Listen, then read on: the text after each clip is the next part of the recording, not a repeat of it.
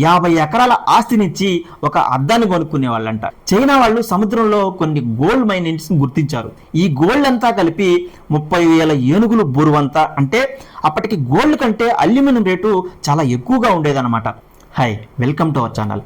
తులం బంగారం ₹1,00,000 ఎప్పుడెప్పుడు వస్తుందా అని ఎదురు చూసే వాళ్ళందరూ ఖచ్చితంగా ఈ వీడియో చివరిదాకా చూడాలి. 6,000 ఆఫ్రికన్ పెద్ద ఏనుగులు ఎంత బరువు ఉంటాయో అంత బంగారం మన భారతదేశంలో ఉండే ఆడవాళ్ల మెడలు, ముక్కులు, చెవుల్లో ఉందంట.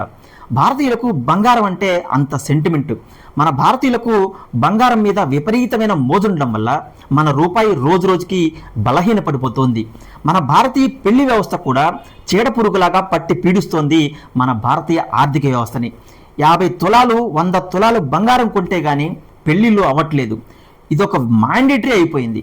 ఉన్న పొలాలు, ఇల్లులు, వాకిళ్ళు అమ్ముకొని బంగారం కొని పెళ్లిళ్ళు చేసిన సందర్భాలు చాలా చూశాను నేను.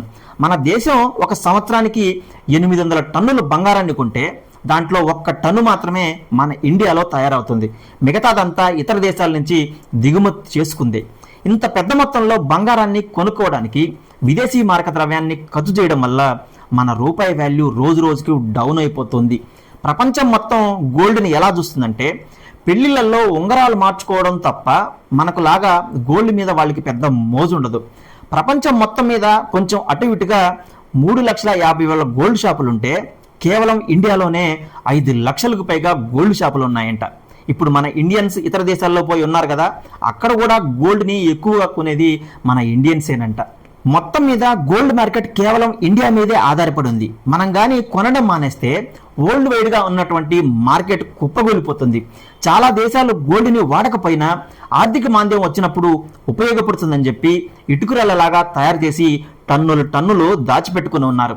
ఈ గోల్డ్ అంతా కలిపి 30,000 ఏనుగులు బరువంతా. ఏమాత్రం క్యాలిక్యులేషన్స్ కొంచెం తేడా వచ్చినా అన్ని దేశాలు వాళ్ళు అమ్మడం మొదలు పెడతాయి. అప్పుడు కొనుక్కునేవాడు కరువైపోతాడు. తులం బంగారం ₹1,00,000 కాదు కదా, కేజీకి ₹1,00,000 వచ్చినా ఆశ్చర్యపోని అవసరం లేదు. అంతేకాకుండా రానున్న రోజుల్లో గోల్డ్ మైన్ టెక్నాలజీలో మార్పులు వస్తే అప్పుడు కూడా గోల్డ్ మార్కెట్ కుప్పకూలిపోయే అవకాశం ఉంది. పాతకాలం చరిత్ర తీసుకుంటే ఇప్పుడు మనకు చీప్గా దొరికే అల్యూమినియం, రాగి, కంచు, ఇనుము లాంటి మెటల్స్ అన్నీ ఏదో ఒక టైంలో బంగారంతో సమానంగా కానీ అంతకంటే ఎక్కువ రేటు పలికిన సందర్భాలు చాలానే ఉన్నాయి. ఇప్పుడు మనకు చాలా చీప్గా దొరికేటువంటి లోహం ఇనుము అనుకుందాం. మనం అమ్మబోతే కేజీ ₹30 కూడా ఇవ్వరు. కానీ ఇదే ఇనుము 2,500 ఏళ్ల క్రితం ఈజిప్షియన్ కాలంలో బంగారం కంటే 3 రెట్లు విలువ కలిగినటువంటి మెటల్. ఎందుకంటే ఆ కాలంలో ప్రజలకి రాగి బంగారం ఎలా సేకరించాలో తెలుసు, కానీ ఇనుముని మనం ఇప్పుడు మట్టిలో నుంచి తీసే టెక్నాలజీ వాళ్ళకు తెలియదు. ఉల్కల ద్వారా భూమిని తాకినటువంటి ఇనుముని వాడుకోవడం మాత్రమే తెలుసు. కాబట్టి ఆ రోజుల్లో అది చాలా రేర్గా దొరికే మెటల్. అందుకోసమే దానికి అంత డిమాండ్ ఉండేది. 1850 టైంలో ఫ్రాన్స్ చక్రవర్తి నెపోలియన్ III వాళ్ళ దగ్గరకు వచ్చే ముఖ్యమైన అతిథులకు అల్యూమినియం ప్లేట్లో భోజనం పెట్టి సాధారణ అతిథులకు బంగారం ప్లేట్లో భోజనం పెట్టేవాడంట. అంటే అప్పటికి గోల్డ్ కంటే అల్యూమినియం రేటు చాలా ఎక్కువగా ఉండేదన్నమాట. ఎందుకంటే ఆ కాలానికి అది తయారు చేయడం చాలా కష్టమైన పని. కానీ కొంతకాలం తర్వాత అదే అల్యూమినియం ప్లేట్లో జైల్లో ఖైదీలు కూడా పెట్టారు. ఆ తర్వాత సీసం కూడా ఒకానొక టైంలో బంగారంతో పోటీ పడింది. బంగారం, వెండిలాగా సీసంతో తయారు చేసినటువంటి నాణ్యాలు కూడా చలామణిలో ఉన్నాయి. ఒక రాజు దర్బార్లో పనివాళ్ళు గ్లాసుని కానీ గాజు పళ్ళెం కానీ పగలగొడితే వాళ్ళు జీవితాంతం పనిచేసిన ఆ గాజు పాత్రకు సరిపోయేది కాదంట. ఇంకా విచిత్రం ఏంటంటే కామన్ ఎరా 1500 సంవత్సరానికి ముందు మిర్రర్ అంటే మెటల్తో తయారు చేసినటువంటివి మాత్రమే ఉండేవి. గాజు తయారు చేసినవి లేవు.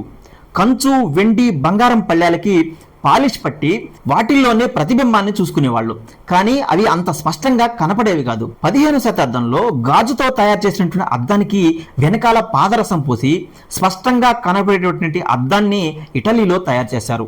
వాళ్ళు ఆ టెక్నాలజీని ఒక దీవిలో సీక్రెట్గా ఉంచి ఎవరు సొంతంగా తయారు చేసుకోకుండా వాళ్ళ దగ్గరికే వచ్చి కొనుక్కునేలాగా 300 ఏళ్ల పాటు వ్యాపారం చేశారు. ఆ అద్దాలకు ఐరోపాలో ఎంత డిమాండ్ ఉండేదంటే కొన్ని ధనిక కుటుంబాలు 50 ఎకరాల ఆస్తినిచ్చి ఒక అద్దాన్ని కొనుక్కునే వాళ్ళంట. ఇప్పుడు అదే అద్దం రోడ్డు మీద ₹50 దొరుకుతుంది. నాకు తెలిసి 97, 98లో ఒక వ్యవసాయ కూలి ₹30 ఉండేది. అప్పుడు బంగారం రేటు ఒక సవర 3,000 ఉండేది. ఇప్పుడు వ్యవసాయ కూలి 300 అయింది. ఈ 25 ఏళ్ల కాలంలో వ్యవసాయ కూలి 10 రెట్లు పెరిగింది. దీని ప్రకారం తీసుకుంటే ఇప్పుడు బంగారం రేటు కూడా 10 రెట్లు పెరిగినా ఎంత ఉండాలి? మహా అంటే 30,000 ఉండాలి. కానీ ఇప్పుడు 1,20,000 అయింది. అంటే 40 రెట్లు పెరిగిందనమాట. బంగారం యొక్క ఉపయోగం వల్ల దానికంత డిమాండ్ రాలేదు. అన్ని దేశాలకి ఇది ఇంటర్నేషనల్ కరెన్సీగా ఉండడం వల్ల దానికంత డిమాండ్ పెరిగింది. ఇప్పుడు బంగారానికి ఉండే ప్రయోజనం ఏంటంటే తుప్పు పట్టదు, ఎన్ని సంవత్సరాలైనా అది నాణ్యతతో ఉంటుంది. ఒకే వస్తువుని సంవత్సరాలు భద్రంగా పెట్టుకుని వేసిన దాన్నే మళ్ళీ మళ్ళీ వేసుకుంటూ ఉండాలని ఎవరనుకుంటారు? రోడ్డు మీద 50-60 రూపాయలకు దొరికే గిల్ట్ నగలు ఒక్కొక్కరి దగ్గర డబ్బాలు ఉన్నాయి. పొద్దున ఒక జత, సాయంత్రం ఒక జత, మ్యాచింగ్ని బట్టి పూటకొకటి మారుస్తూ ఉంటారు. పాడైపోతే మళ్ళీ కొత్తవి తెచ్చుకుంటారు. ఎందుకంటే 50 రూపాయలే కదా. బంగారం వస్తువులు ఎప్పుడన్నా ఫంక్షన్కి పోయేటప్పుడు నాకు ఉంది బంగారాన్ని చూపించుకోవడానికి మాత్రమే వేసుకుంటారు.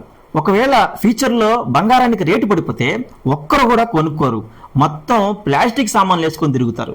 అసలు నిజంగా గోల్డ్కి రేటు పడిపోతుందా? ఎప్పుడు పడిపోతుందో చెప్పలేం, కానీ పడిపోవడం మాత్రం పక్క. అప్పుడప్పుడు యుద్ధాలు వచ్చినప్పుడు షేర్ మార్కెట్ డౌన్ అయిపోయి పెట్టుబడులు గోల్డ్ మీద పెడుతుంటారు. ఇప్పుడు దానికి ఆల్టర్నేట్గా బిట్ కాయిన్ లాంటి క్రిప్టో కరెన్సీలు వస్తున్నాయి. ఇవి చాలా దేశాల్లో లీగల్గా ఉన్నాయి, కానీ కొన్ని దేశాలు ఇంకా వీటిని లీగలైజ్ చేయలేదు. ఈ సిస్టమ్ కానీ డెవలప్ అయితే అప్పుడు గోల్డ్ మీద కంటే క్రిప్టో కరెన్సీ మీద పెట్టుబడులు పెడతారు. అప్పుడు కూడా గోల్డ్ వాల్యూ పడిపోయే అవకాశం ఉంది. ఇప్పటి వరకు భూమి మీద 2,30,000 టన్నుల బంగారాన్ని మైనింగ్ చేశారు. ఇది కేవలం నేల మీద తీసిందే.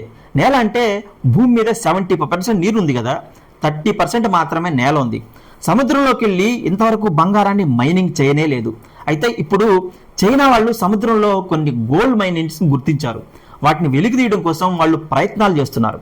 కానీ నీళ్ళలోకి పోయి మైనింగ్ చేయడం అనేది కొంచెం కష్టం అవ్వచ్చు, కానీ అసాధ్యాన్ని సుసాధ్యం చేసే టెక్నాలజీ మనిషి దగ్గర ఉన్నప్పుడు ఏదైనా సాధ్యం అవుతుంది అనిపిస్తుంది. ఇప్పుడు పెట్రోలియం నేల మీదే కాకుండా సముద్రంలో కొన్ని 100 మీటర్ల లోతుకెళ్ళి తీస్తున్నారు కదా, అదేవిధంగా సముద్రంలో కూడా భూమి కంటే పెద్ద పెద్ద గనులు గుర్తించారనుకోండి, అప్పుడు కూడా గోల్డ్ రేటు పడిపోయే అవకాశం ఉంది. ఓవరాల్గా గోల్డ్ రేటు పడిపోతే మనందరికీ లాభమా నష్టమా అంటే తాత్కాలికంగా కొంత నష్టం ఉండొచ్చు, కానీ దీర్ఘకాలికమైనటువంటి కొన్ని ప్రయోజనాలు ఉన్నాయి. మొదటి నష్టాలు తీసుకుంటే ఇప్పటి వరకు గోల్డ్ ఆభరణాలు కొనుక్కుని బీరువాలో పెట్టుకున్న వాళ్ళు ఖచ్చితంగా నష్టపోతారు. ఖాళీ లాభం కోసమే గోల్డ్ బిస్కెట్లు కేజీలు కోజీలు కొనుక్కొని వ్యాపారం రేటు పెరిగితే మళ్ళీ అమ్ముకుందాం అనుకునే వాళ్ళు కూడా బాగా నష్టపోతారు. ఆ తర్వాత భారీగా నష్టపోయేది మాత్రం గోల్డ్ షాప్ ఓనర్లు. గోల్డ్ రేటు పడిపోవడం వల్ల కూడా కొన్ని మనకి ప్రయోజనాలు ఉన్నాయంట. గోల్డ్ అనేది స్ట్రాంగ్ అండ్ ఫ్లెక్సిబుల్ కలిగినటువంటి మెటల్. ఇది రాగి వెండిలాగా ఆక్సిజన్తో కానీ తేమతో కానీ చర్య జరపకుండా తుప్పు పట్టకుండా ఉంటుంది. ఎలక్ట్రానికల్ పరికరాల కోసం ఎంత సన్న తీగలాగా తయారు చేసినా కూడా తెగిపోకుండా ఫ్లెక్సిబుల్ గా ఉంటుంది. ఇన్ని ప్రయోజనాలు ఉన్నటువంటి గోల్డ్ ని అది రేటు ఎక్కువగా ఉండడం వల్ల ఎలక్ట్రానిక్ వస్తువుల్లో ఉపయోగించలేకపోతున్నారు. ఒకవేళ ఏ కారణం చేతైనా కానీ గోల్డ్ రేట్ విపరీతంగా పడిపోతే అప్పుడు ఎలక్ట్రానిక్ రంగంలో గోల్డ్ని ఎక్కువగా ఉపయోగిస్తారు. 5-6 ఏళ్లు మాత్రమే పనిచేసేటువంటి ఫోన్లు, ల్యాప్టాప్లు 20 ఏళ్లు పైబడి పనిచేసే అవకాశం ఉంటుందంట. శాటిలైట్ వినియోగాల్లో కూడా కొన్ని రకాల మార్పులు వస్తాయి. అదేవిధంగా వైద్య రంగంలో కానీ ఆటోమొబైల్లో కానీ చాలా రకాల మార్పులు వస్తాయి. కాబట్టి గోల్డ్కి విపరీతంగా రేటు పెరగడం వల్ల అది వాస్తవ వినియోగానికి దూరంగా ఉండాల్సి వస్తుంది.